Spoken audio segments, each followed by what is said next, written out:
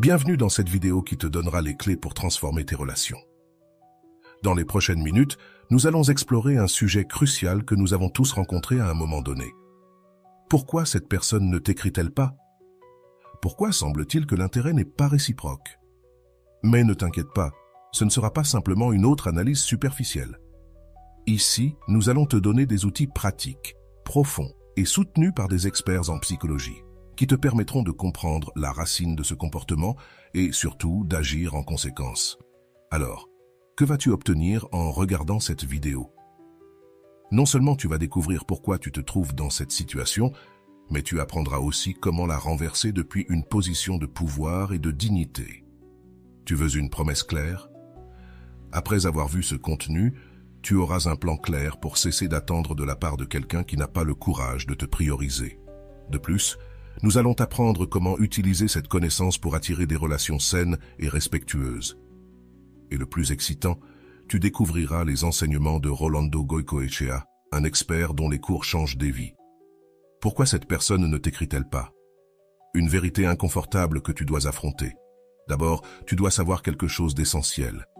Lorsque quelqu'un ne t'écrit pas, le silence parle plus fort que n'importe quel mot. Ce comportement peut avoir de multiples causes, allant du manque d'intérêt à des problèmes personnels de l'autre personne. Mais la clé ici n'est pas de déchiffrer l'autre personne, mais de comprendre pourquoi toi, tu restes coincé dans ce cycle d'attente. Comme le dit Rolando, l'attente ne ralentit pas seulement tes objectifs, elle diminue aussi ta valeur à tes propres yeux. Lorsque tu priorises quelqu'un qui ne te priorise pas, tu envoies le message que toi non plus, tu n'es pas ta propre priorité. Cet enseignement sera l'un des piliers fondamentaux de notre discussion aujourd'hui. Mais attention, car voici la promesse, nous ne nous contenterons pas de l'analyse. Nous allons travailler sur des solutions concrètes pour que tu ne te retrouves plus jamais dans cette situation. De plus, à la fin de cette vidéo, tu te sentiras capable de prendre des décisions qui amélioreront non seulement tes relations, mais aussi ton estime de toi. Avant de commencer, je te serais reconnaissant si tu pouvais liker la vidéo, cela m'aiderait à continuer de diffuser cette philosophie. Si tu n'es pas encore abonné, je te recommande de t'abonner et d'activer la cloche pour ne manquer aucune vidéo. Première promesse, changer ta perspective. Pour commencer à changer cette situation, tu dois comprendre que cela ne dépend pas de ce que l'autre fait ou ne fait pas. Cela dépend de ce que toi, tu acceptes. Carl Jung disait « Tout ce qui nous irrite chez les autres nous mène à une meilleure connaissance de nous-mêmes ». Mais Rolando va plus loin. Si quelqu'un ne te donne pas l'attention que tu mérites, ce n'est pas ta mission de lui prouver qu'il doit le faire. C'est ton opportunité de t'éloigner et de construire quelque chose de mieux pour toi. C'est pourquoi nous allons t'apprendre comment commencer à prioriser, comment arrêter d'idéaliser ceux qui ne te valorisent pas et comment construire des relations basées sur le respect mutuel. Ce n'est pas facile, mais c'est possible.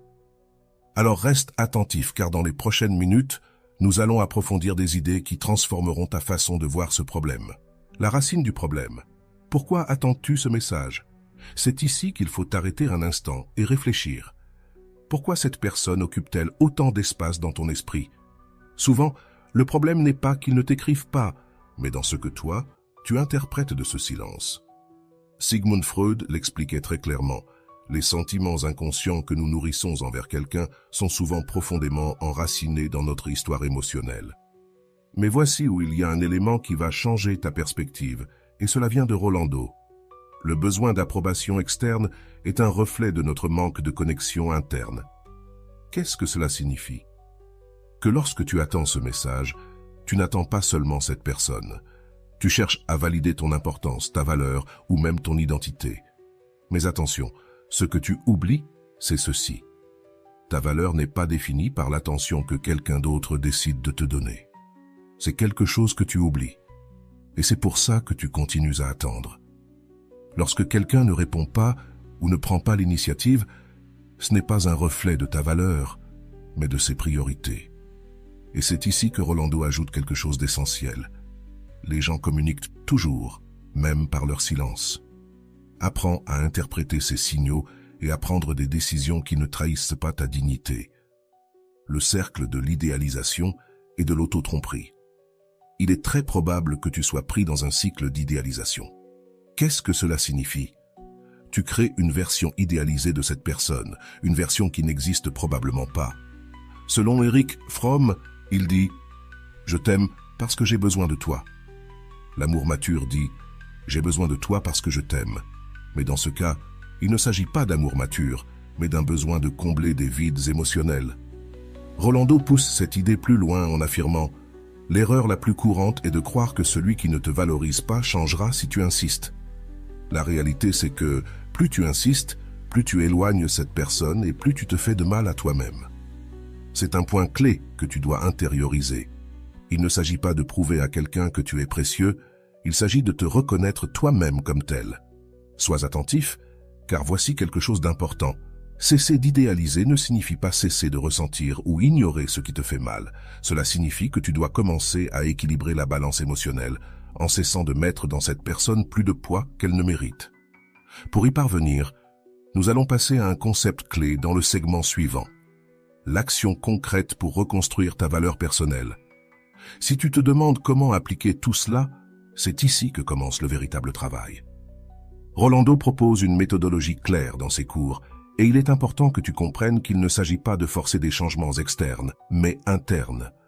Si personne ne t'écrit, ne le prends pas comme une perte, mais comme une opportunité d'analyser si cette personne mérite réellement d'être dans ta vie. Rolando dit, le temps que tu passes à attendre est du temps que tu pourrais utiliser pour te construire toi-même, pour attirer ce dont tu as vraiment besoin et ce que tu mérites.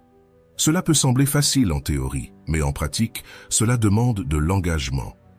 C'est pourquoi voici 3 étapes clés basées sur le travail de Rolando et d'autres psychologues. 1. Identifie l'origine de ton besoin. Demande-toi ce que tu cherches vraiment en attendant ce message. Est-ce de l'attention, de la compagnie, de la validation? En identifiant la racine, tu peux commencer à travailler pour combler ce vide de manière différente. Fixe des limites claires.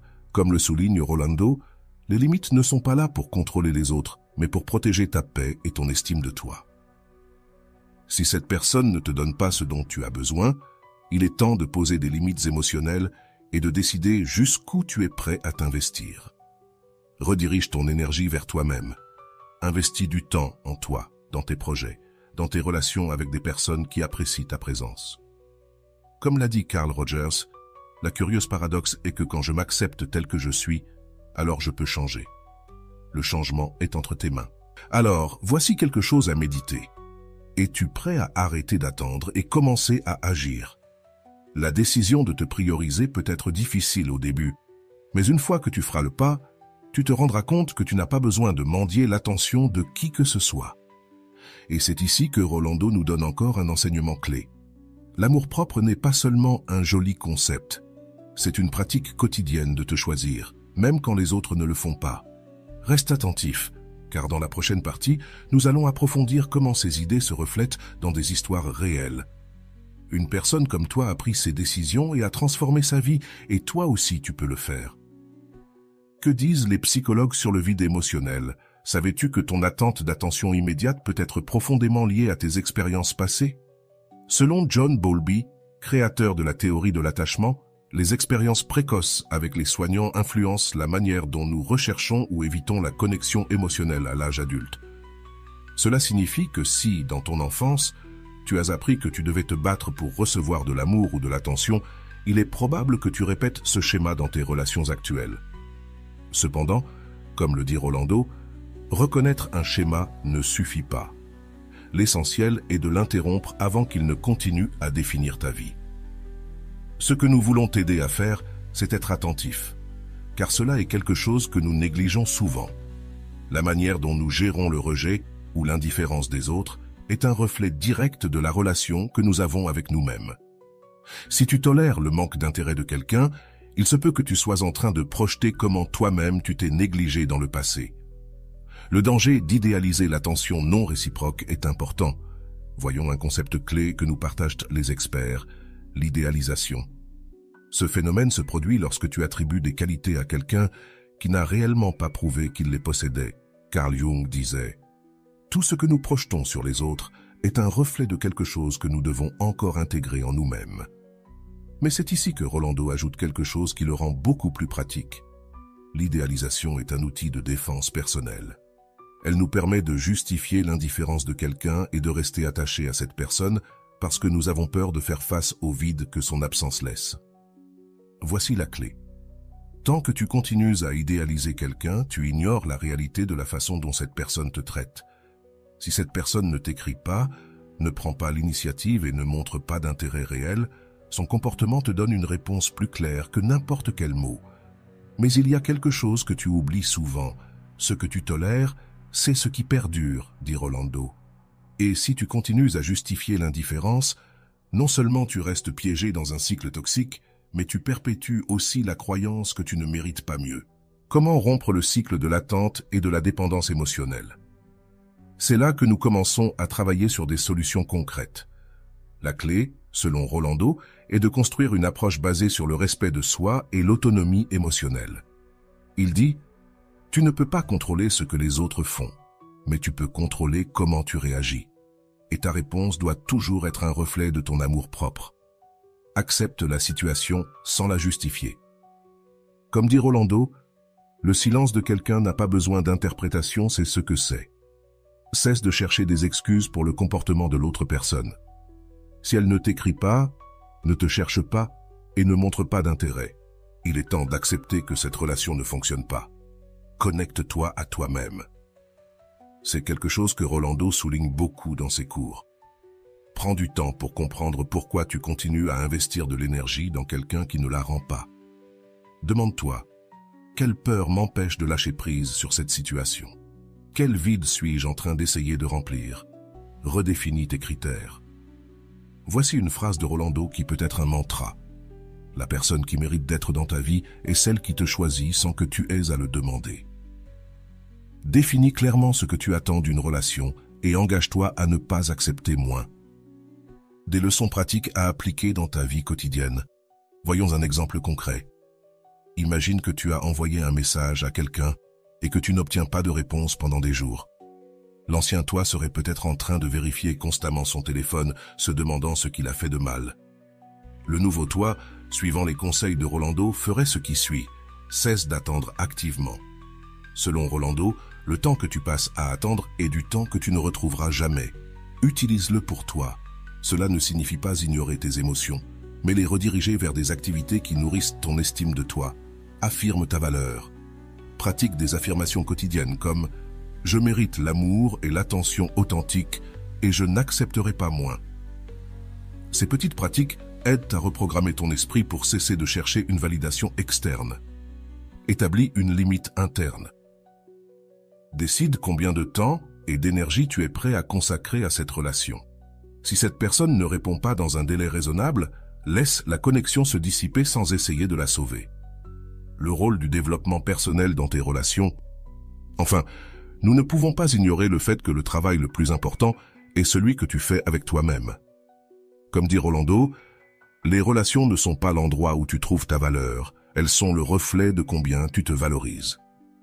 Cet enseignement est fondamental car il t'aide à voir que l'amour de soi n'est pas de l'égoïsme, mais la base pour construire des liens sains et réciproques. Alors, sois attentif car ce n'est pas tout. Dans la prochaine partie, je te raconterai comment quelqu'un a transformé sa vie en appliquant ces leçons.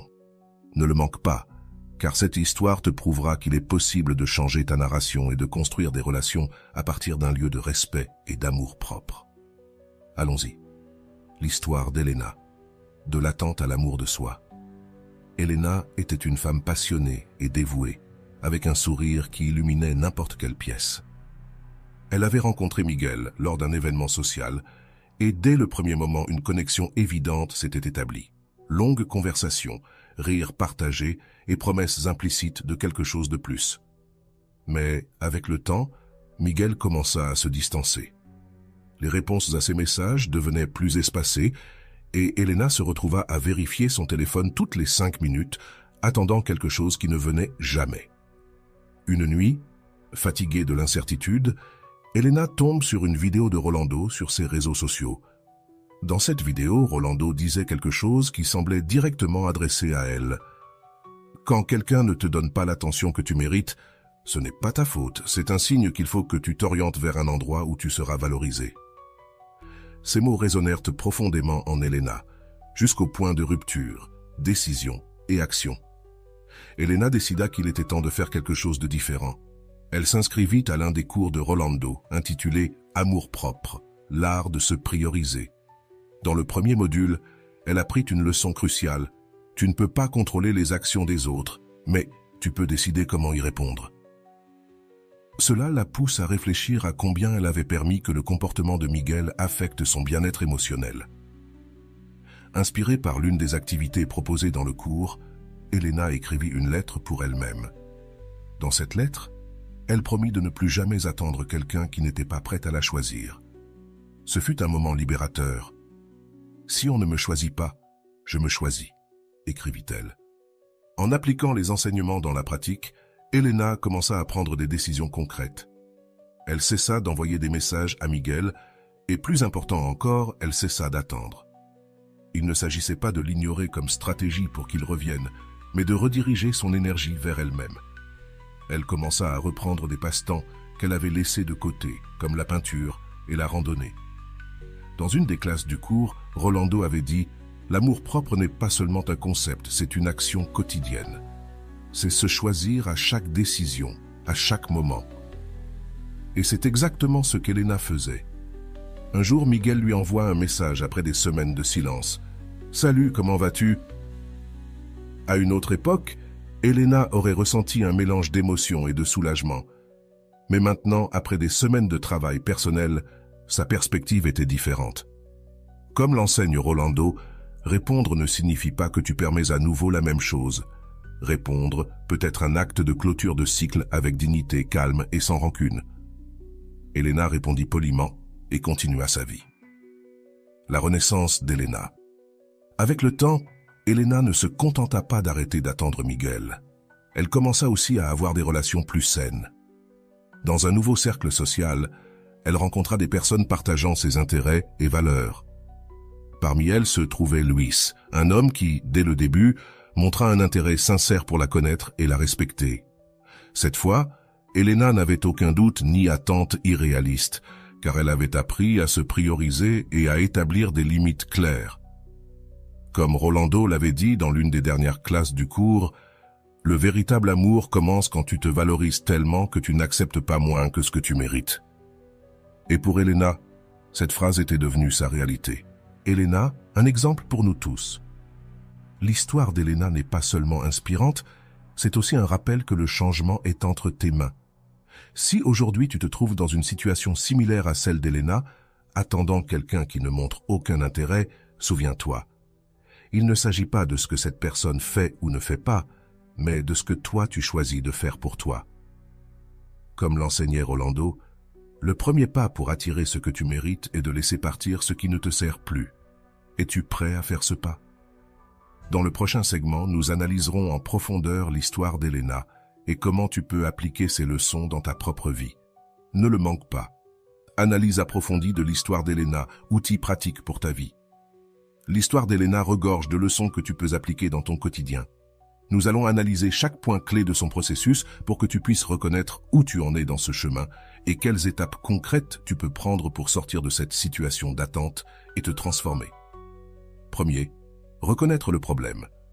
Lorsque l'attente devient un fardeau émotionnel, Elena commença son voyage en réalisant combien cela l'affectait. Affectant le silence de Miguel. Voici le premier pas pour toute transformation. Accepter qu'il y a un problème. Demande-toi, combien de place cette personne occupe-t-elle dans ton esprit? Quelle est ta véritable humeur pendant que tu attends? Rolando explique, l'attente n'est pas de la patience. C'est une forme de souffrance quand il n'y a pas de réciprocité. Quand tu identifies l'impact de cette attente, tu commences à reprendre le contrôle sur ta vie. 2. Briser l'idéalisation. Voir la personne telle qu'elle est réellement. Une des grandes révélations d'Elena fut de réaliser qu'elle idéalisait Miguel. Comme l'a souligné Rolando dans son cours, l'idéalisation est l'écart entre ce que tu vois et ce que tu veux voir chez quelqu'un. Ce concept est crucial. Il ne s'agit pas de diaboliser l'autre personne, mais de reconnaître la réalité de son comportement. Elena a cessé de penser à ce que Miguel pourrait être et a commencé à évaluer ce qu'il était vraiment, et cette clarté fut libératrice. 3. La décision de se prioriser. le moment de la transformation. Elena a pris la décision consciente d'arrêter d'attendre et de commencer à se prioriser. Cela ne signifie pas qu'elle a cessé de ressentir, mais qu'elle a arrêté de laisser ses émotions contrôler ses actions. C'est ici que beaucoup se retrouvent bloqués, car ils ont l'impression qu'en lâchant prise, ils perdent quelque chose.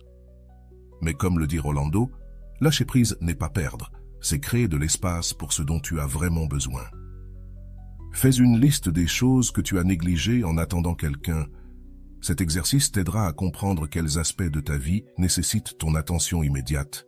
4. Se reconnecter avec soi-même. Revenir à ce que tu aimes. Une des clés du succès d'Elena fut de redécouvrir ses loisirs. Rolando explique que l'amour-propre se cultive dans les petites actions qui te reconnectent avec ce que tu es. Quelles activités aimais-tu pratiquer avant que cette personne n'occupe autant de place dans ta vie? Retrouve-les. Cela ne t'aidera pas seulement à te distraire, mais cela renforcera aussi ton identité et ton estime de soi. 5. Le pouvoir des limites, protéger ta paix émotionnelle. Quand Miguel a repris contact avec Elena, elle a su répondre depuis un endroit de sécurité émotionnelle. Cela fut possible car elle avait établi des limites claires pour protéger sa paix. Rolando insiste sur le fait que les limites ne sont pas des murs pour éloigner les autres. Ce sont des ponts qui te connectent à toi-même. Une limite peut être aussi simple que de décider de ne pas répondre immédiatement ou de choisir de ne pas s'engager émotionnellement avec quelqu'un qui ne montre pas un réel intérêt. 6. L'importance d'un réseau de soutien. Elena n'a pas fait ce changement seule. Tout au long de son parcours, elle a trouvé du soutien dans les cours de Rolando et dans de nouvelles amitiés qui partagèrent ses valeurs. C'est essentiel. Entoure-toi de personnes qui te motivent à grandir et à maintenir tes standards élevés. Comme dit Rolando, l'environnement que tu choisis détermine en grande partie le niveau d'amour-propre que tu pratiques. Réfléchis aux personnes autour de toi. Te soutiennent-elles ou renforcent-elles des schémas négatifs? Si c'est la deuxième option, il est temps de reconsidérer ces relations. 7. Reconnaître la valeur du temps, ton bien le plus précieux. Un aspect crucial dans l'histoire d'Elena fut de comprendre que le temps qu'elle passait à attendre Miguel était un temps qu'elle ne récupérerait jamais. Rolando l'explique ainsi. Le temps n'attend personne, mais toi, tu peux décider comment l'utiliser. Évalue le temps que tu as consacré à des situations qui ne t'apportent rien de positif. Imagine comment ce temps pourrait être utilisé pour quelque chose qui te rend vraiment heureux. 8. Les émotions ne te contrôlent pas. C'est toi qui contrôles tes émotions. Elena a également appris à gérer son anxiété et sa tristesse de manière constructive. Rolando suggère, ressentir est humain, mais agir en fonction de tes émotions peut être destructeur. Apprends à respirer, à réfléchir, puis à décider. La prochaine fois que tu ressentiras de l'anxiété en attendant la réponse de quelqu'un, arrête-toi, respire profondément et demande-toi, est-ce que cette émotion m'aide ou me freine? 9. La réciprocité comme base de toute relation. La transformation d'Elena inclut aussi la redéfinition de ce qu'elle attend d'une relation. Rolando enseigne, l'amour ne se demande pas, il se partage. S'il n'y a pas de réciprocité, il n'y a pas de relation, juste un effort unilatéral. Fais une liste des relations dans ta vie et évalue lesquelles sont réciproques et lesquelles ne le sont pas. Cela t'apportera de la clarté sur où concentrer ton énergie. 10. La nouvelle Elena. Un exemple à suivre. Finalement, Elena est arrivée à un endroit de paix intérieure. Ce ne fut pas facile, mais les efforts en ont valu la peine. Comme le dit Rolando, l'amour-propre ne garantit pas que tout soit parfait, mais il t'assure que tu ne te contenteras plus jamais de moins que ce que tu mérites. T'es-tu déjà demandé pourquoi tu attends autant? Réfléchissons ensemble. Pourquoi continues-tu à vérifier ton téléphone en attendant ce message qui ne vient jamais? Peut-être, comme le dit Rolando, cherches-tu à combler un vide émotionnel? Réfléchis-y. D'où vient ce besoin d'être validé par quelqu'un qui ne montre pas d'intérêt réel? Écris-le dans les commentaires. Que penses-tu de cela? Que signifie pour toi le silence de quelqu'un d'autre? Imagine que le silence de cette personne a un message caché. Si tu pouvais l'interpréter, que penses-tu qu'il signifie? Est-ce un manque d'intérêt, une peur de l'engagement ou simplement des priorités différentes? Que ferais-tu différemment si tu pouvais accepter ce silence comme une réponse claire? Réponds dans les commentaires Comment interpréterais-tu ce silence? Quels schémas émotionnels reconnais-tu en toi? Dans l'histoire d'Elena, nous avons vu qu'elle était coincée dans un cycle d'idéalisation. Maintenant, pense à ta propre vie. Penses-tu que tu idéalises quelqu'un? Quelle qualité lui attribues-tu qu'il n'a peut-être pas démontré? Dis-nous, comment pourrais-tu commencer à remettre en question ces idées? Qu'est-ce que tu es prête à lâcher? Elena a dû prendre une décision courageuse. Arrêter d'attendre et lâcher Miguel. Ce n'était pas facile, mais c'était nécessaire. Maintenant, je te pose la question. Quelle situation ou croyance dois-tu lâcher pour commencer à prioriser? Partage avec nous ce que tu aimerais laisser derrière toi pour entamer ta transformation. Qu'est-ce qui te fait peur en lâchant? Derrière la difficulté à lâcher quelque chose ou quelqu'un, il y a toujours une peur. Quelle est ta plus grande peur en t'éloignant d'une relation qui ne t'apporte rien? Est-ce la peur d'être seul, de ne pas trouver quelqu'un d'autre? Réfléchis et partage tes pensées dans les commentaires. D'autres pourraient aussi partager cette peur, et ensemble nous pourrions trouver des réponses. Qu'est-ce qui t'inspire dans l'histoire d'Elena? Y a-t-il quelque chose dans son histoire qui résonne en toi? Peut-être le moment où elle a décidé de se prioriser ou le fait qu'elle a réussi à poser des limites claires. Quelles leçons as-tu apprises de son expérience et comment pourrais-tu l'appliquer dans ta propre vie? Dis-nous ta partie préférée de l'histoire dans les commentaires. Comment définis-tu l'amour de soi? Rolando dit que l'amour de soi n'est pas seulement un concept, mais une pratique quotidienne. Comment pratiques-tu l'amour de soi au quotidien? Ou si tu ne le fais pas, comment pourrais-tu commencer? Partage dans les commentaires ta définition de l'amour de soi et une action concrète que tu prendras aujourd'hui pour le cultiver. Quelle relation souhaites-tu attirer? Quand Elena a arrêté d'attendre Miguel, elle a commencé à attirer des relations plus saines et réciproques. Maintenant, je te pose la question. Quel type de relation veux-tu dans ta vie? Comment penses-tu pouvoir commencer à les attirer? Réfléchis à cela et partage tes pensées. Écrire peut t'aider à mieux les visualiser. Quel conseil donnerais-tu à quelqu'un qui attend? Pense à quelqu'un qui, comme toi, est peut-être coincé à attendre l'attention de quelqu'un d'autre. Que lui dirais-tu pour l'encourager à sortir de cette situation? Partage ton conseil dans les commentaires. Cela pourrait inspirer d'autres personnes qui vivent ce même processus. Quelle action prendras-tu aujourd'hui? Le changement commence par une action concrète. Après tout ce dont nous avons réfléchi, quelle décision prendras-tu aujourd'hui pour améliorer ta relation avec toi-même? Cela peut être quelque chose de petit comme écrire une affirmation ou quelque chose de plus grand comme établir une limite claire. Partage dans les commentaires quelle sera ta première étape, nous voulons le savoir. Nous sommes tous passés par là. Tu rencontres quelqu'un de spécial. Les conversations coulent, les rendez-vous sont magiques et tu as l'impression que tu es en train de construire quelque chose de significatif. Mais soudainement, le silence. Il n'y a plus de messages. Les appels ne sont pas retournés. Et cette connexion qui semblait prometteuse se dissipe comme un mirage. C'est là que tu te demandes, que s'est-il passé? Pourquoi ne m'écrit-il plus? Et surtout, que faire maintenant? Aujourd'hui, nous allons non seulement répondre à ces questions, mais je vais aussi te donner la leçon que tu devrais appliquer chaque fois que tu fais face à cette situation. Rolando, expert en amour de soi et relations, nous invite à voir ce genre de situation comme une occasion d'apprendre. Le silence de quelqu'un n'a pas à être un reflet de ta valeur, mais c'est un message clair sur ses priorités et son niveau d'engagement émotionnel, souligne Rolando. Et c'est ici que commence la leçon que tu dois appliquer.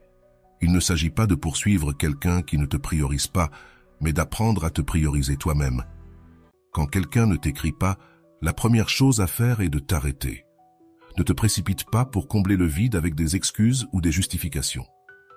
Souvent, lorsque l'autre personne disparaît, notre esprit commence à chercher des réponses. Peut-être est-il occupé, peut-être a-t-il des problèmes personnels, il est certain qu'il m'écrira plus tard.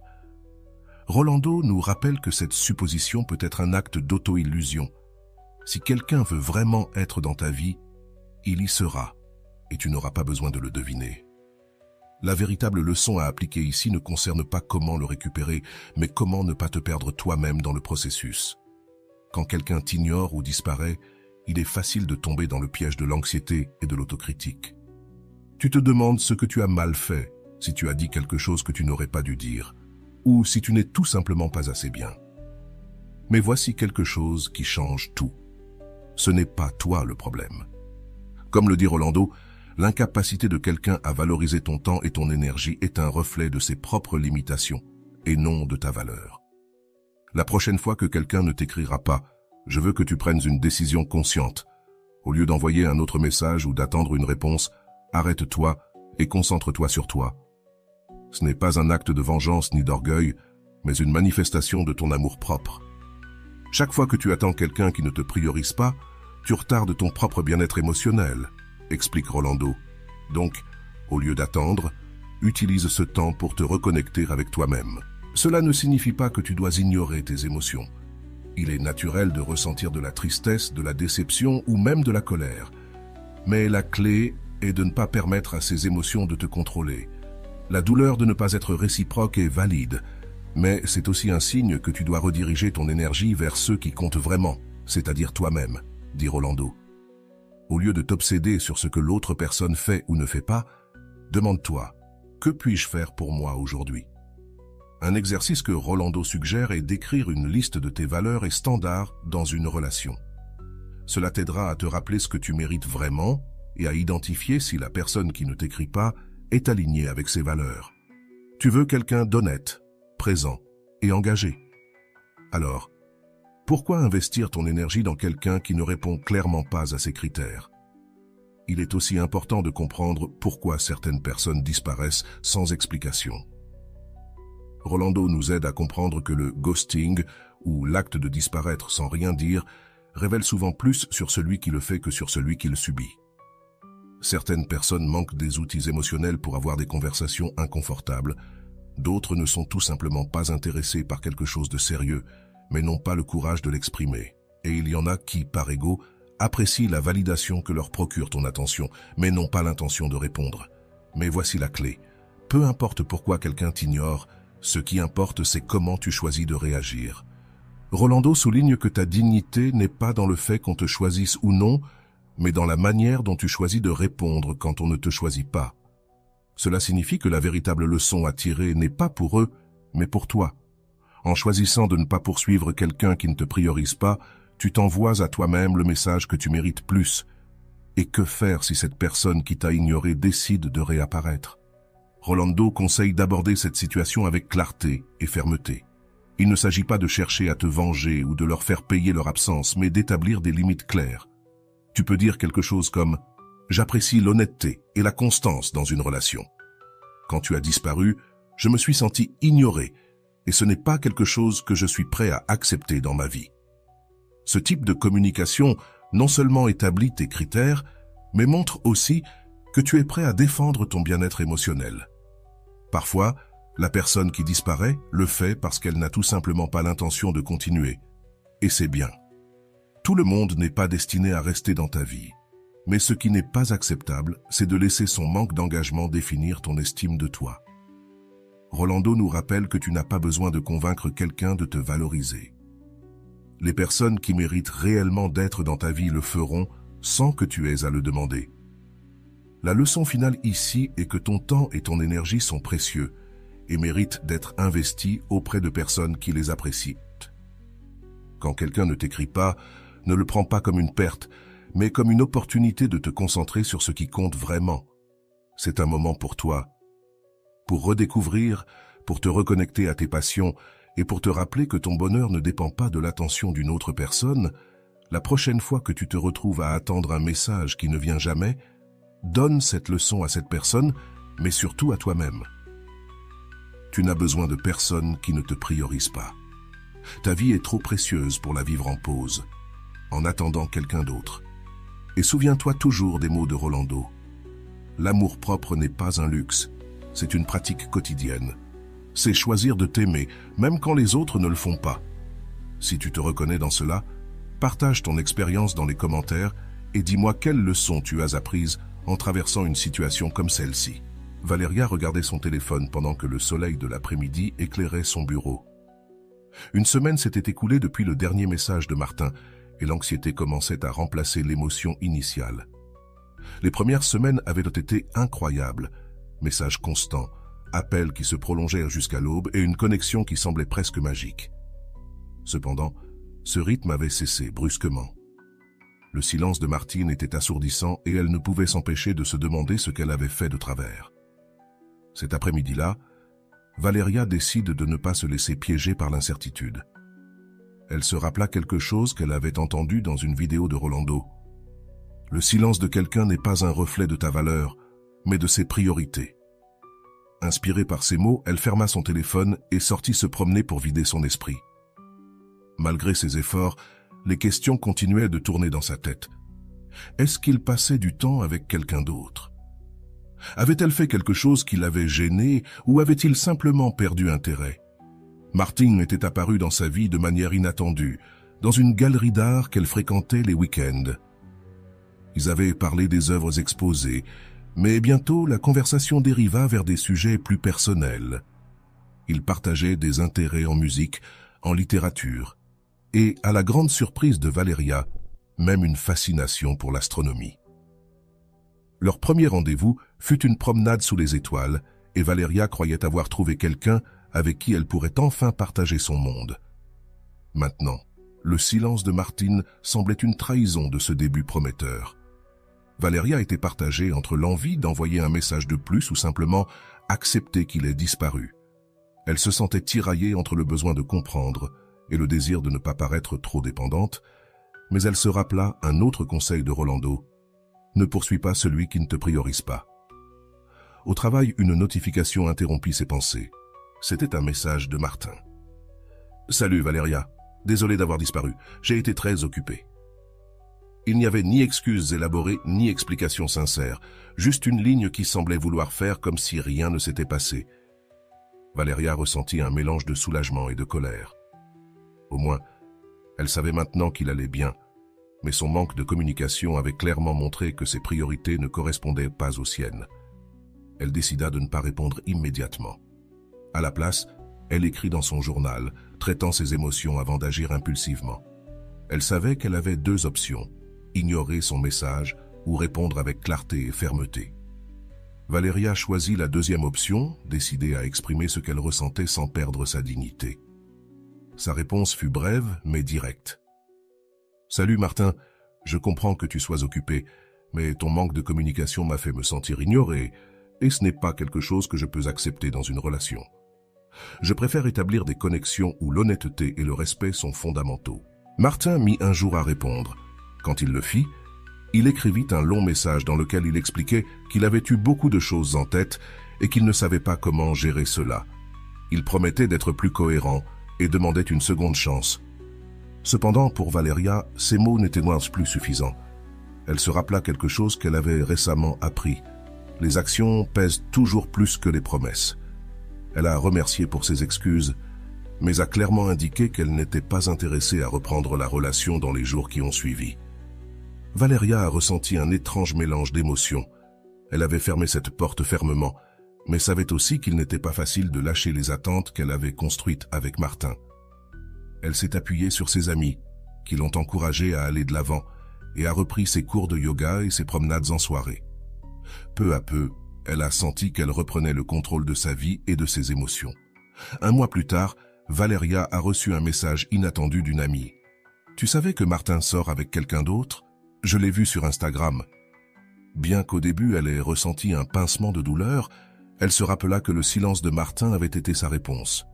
Elle avait pris la décision consciente de ne pas permettre qu'on la traite de cette manière, et maintenant elle vivait la conséquence de cet acte d'amour-propre. Valeria a commencé à réfléchir sur tout ce qu'elle avait appris à travers cette expérience. Le ghosting de Martine, bien que douloureux, lui avait enseigné une leçon précieuse. Elle n'avait pas besoin de s'accrocher à des personnes qui ne la valorisaient pas. Elle avait appris à établir des limites claires et à se prioriser, même si cela signifiait laisser partir quelque chose qui semblait prometteur au début. Son histoire ne s'est pas arrêtée là. Inspirée par son expérience, Valeria a décidé d'écrire sur le sujet sur son blog personnel. Elle voulait que d'autres femmes ayant vécu une expérience similaire sachent qu'elles n'étaient pas seules et que le ghosting, bien que douloureux, pouvait être une opportunité de réaffirmer leurs valeurs.